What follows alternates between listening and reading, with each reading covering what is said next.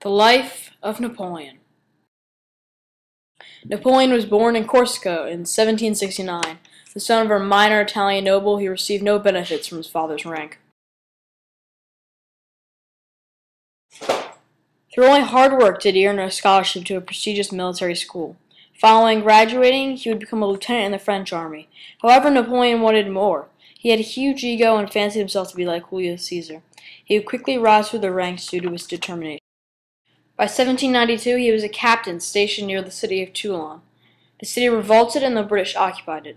In the battle that ensued, Napoleon went over his general's head numerous times, but nonetheless made a name for himself after driving the British away.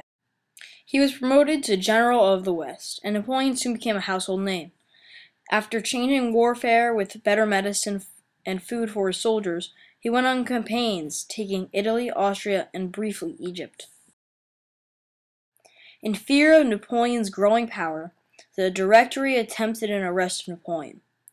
However, Napoleon, due to his increasing power, completed a coup d'etat and became the first consul of the French government.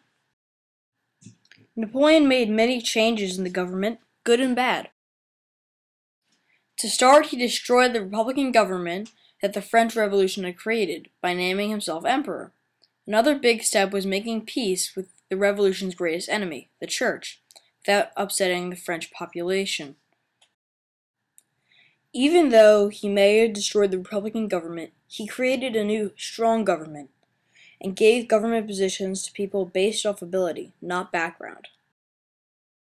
Napoleon also codified the many law codes of France to create 7 law codes. The most important law code being the Napoleonic Code, or Civil Code. The Napoleonic Code was responsible for equality for citizens, right to choose profession, religious toleration, and getting rid of serfdom, which had haunted the French for the past 1,000 years.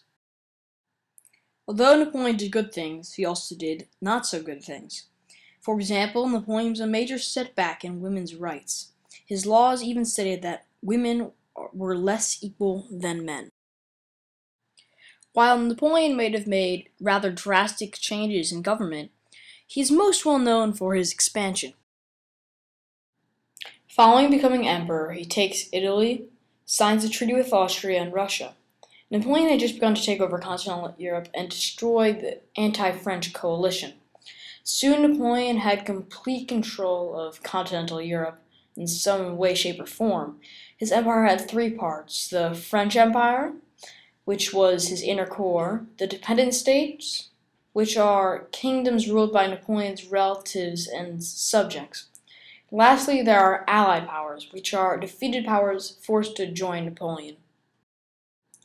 However, Great Britain is the thorn in Napoleon's side. Great Britain has a phenomenal navy, and it takes Napoleon a long time before he can even muster the strength to make one equal to it, or stronger, as he finally does. Unfortunately for Napoleon, Admiral Nelson still heads the British Navy, and at the Battle of Trafalgar, Napoleon's navy is completely destroyed. This ultimately signals the end of Napoleon's attempts at destroying Great Britain through military means.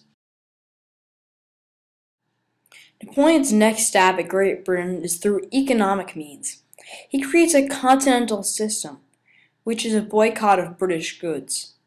However, Russia doesn't follow the system due to a lack of respect and anger towards the French. Napoleon feels that in order to reinforce his superiority, he has to set an example of Russia. Thus, the campaign in Russia begins. For Napoleon's campaign in Russia, he constructs a massive army of 600,000 men. He wants to fight a decisive battle since he knows the Russians don't have a force of that size and that he would destroy the Russians. However, the Russians are smarter than he thinks and are just retreating towards Moscow and scorching the lands behind him, leaving them without food and hungry. When Napoleon finally reaches Moscow, it's been burned to the ground. Ultimately, Napoleon realizes he has to turn around without his prize, and only 200,000 troops remain. Dozens are killed every day by the Cossacks, and winter begins to take its toll. By the time Napoleon reaches Poland, only 40,000 troops remain of his 600,000 force. This is often seen as the beginning of the end for Napoleon. With France weakened, Napoleon is soon attacked. The other Europeans take Paris and exile Napoleon to Elba. To the Europeans' dismay, Napoleon escapes Elba and returns to France. The King of France, reinstated after Napoleon's capture, orders Napoleon's arrest. All the while, Napoleon is gathering troops on his way to Paris. When they encounter the troops the king sent, they decide to unite and continue to Paris. When Napoleon re-enters Paris, he's given power immediately, and what follows is commonly called the 100 Days. The 100 Days were the 100 days that Napoleon remained in control of France. That was until the Battle of Waterloo. For the Battle of Waterloo, the coalition has a new leader. This leader happens to be the Duke of Wellington, who's wanted to fight at Waterloo for a long time. He knows the battleground extremely well and tricks Napoleon into picking it. He's extremely prepared, and after one of Napoleon's subordinates takes it upon himself to attack a barn house there, Napoleon is forced to spend the rest of his troops to attack. Napoleon loses and is captured again. This time he's sent to St. Helena, an island of the Atlantic, where he remains for the rest of his life. Napoleon would die in 1821 in relative obscurity. The end.